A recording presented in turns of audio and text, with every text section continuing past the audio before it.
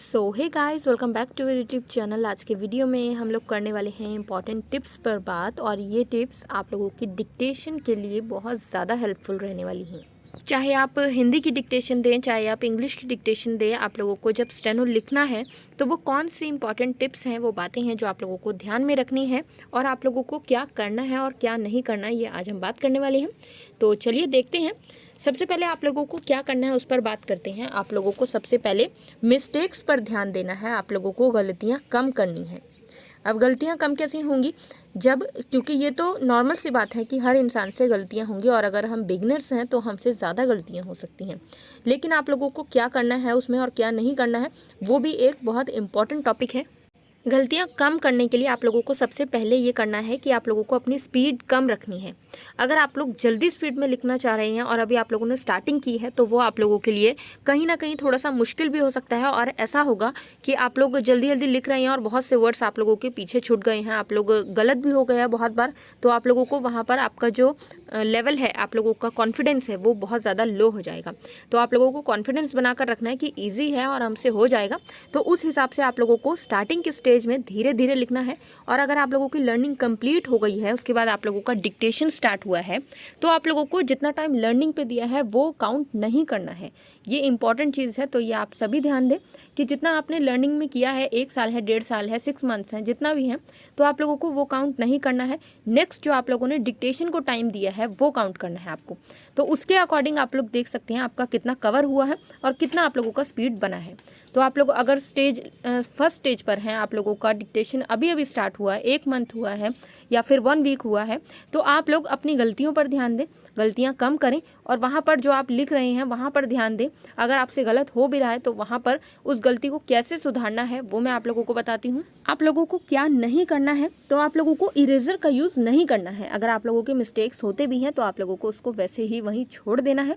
आप लोगों को उसको रब नहीं करना है, क्योंकि इसका एक अच्छी बात तो ये रहेगी कि आप लोगों की स्पीड मेंटेन रहेगी। आप लोग जितना टाइम इरेज करने में उसको लगाओगे, उतना टाइम आप लोगों की डिक्टेशन वहाँ से छूट जाएगी। तो इरेजर का यूज़ नहीं करना है। अगर आप लोग डिक्टेशन पे पहुँच गए हैं तो इरेजर अपने पास नहीं रखने हैं। अगर आपका गलत हो भी जाता है तो उस पर थोड़ा सा आप लोग कट लगा के नेक्स्ट स्टार्ट कर सकते हैं। उसके बाद आप लोगों को क्या नहीं करना है, आप लोगों को रुकना नहीं है। अगर डिक्टेशन चल रही है, आप लोगों से कुछ गलत हो गया है, तो वहाँ पर रुक के नहीं बैठना है और नहीं सोचना है क्या था। आप लोग वो वर्ड छोड़ सकते हैं। 2 चॉइस रहती है उस सिचुएशन में आप लोगों के पास। एक तो ये रहती है कि आप लोग पूरा डिक्टेशन छोड़ दें और उसी के वर्ड पर बैठे रहें, क्योंकि अगर आप उस वर्ड को सोचते रहेंगे या पूछेंगे क्या है, तो आप लोगों का डिक्टेशन छूट जाएगा। और दूसरी चीज़ ये रहती है कि आप लोग उस वर्ड को छोड़ के अपना पूरा डिक्टेशन कंप्लीट कर लें। तो अब आपकी चॉइस रहेगी। नेक्स्ट क्या है, आप लोगों को मिस्टेक्स जो आप लोगों की होंगी वो आप लोगों को 5 टाइम्स 10 टाइम्स, जब तक आप लोगों को वो अच्छे से ना आ जाए तब तक आप लोगों को उसकी प्रैक्टिस करनी है। ये बहुत ज़्यादा इंपॉर्टेंट होता है कि आप लोग जो भी आ रहा है वो हल्के में नहीं लीजिए, क्योंकि आप लोगों को जो लिखना नहीं आ रहा है उसको अलग लिखिए, उनके नोट्स बनाइए और उनको प्रैक्टिस कीजिए। नेक्स्ट क्या है, आप लोगों को पेन यूज़ नहीं करना है। ये भी एक बहुत इंपॉर्टेंट है कि आप लोग चाहे रफ में लिख रहे हैं, चाहे आप लोग फेयर में लिख रहे हैं, आप लोगों को पेन यूज़ नहीं करना है, पेंसिल से वर्क करना है। इसके अलावा एक और बात कि आप लोग स्टेनो वाली पेंसिल भी यूज़ कर सकते हैं। तो अगर आप लोगों को वो यूज़ करनी है तो अच्छी बात है, बट अगर पॉसिबल नहीं है या एक्स्ट्रा पेंसिल्स पड़ी हैं तो आप लोग वो भी यूज़ कर सकते हैं। लेकिन पेन यूज़ नहीं करना है, तो पेन से और इरेजर से दोनों से दूरी बना के रखिए। उसके बाद क्या है, आप लोगों को वॉवल्स यूज़ नहीं करने हैं। ये भी एक इम्पॉर्टेंट पॉइंट है कि आप लोग जो भी लिख रहे हैं, हो सकता है उसमें बहुत ज़्यादा टाइम लगे वॉवल्स लगाने में।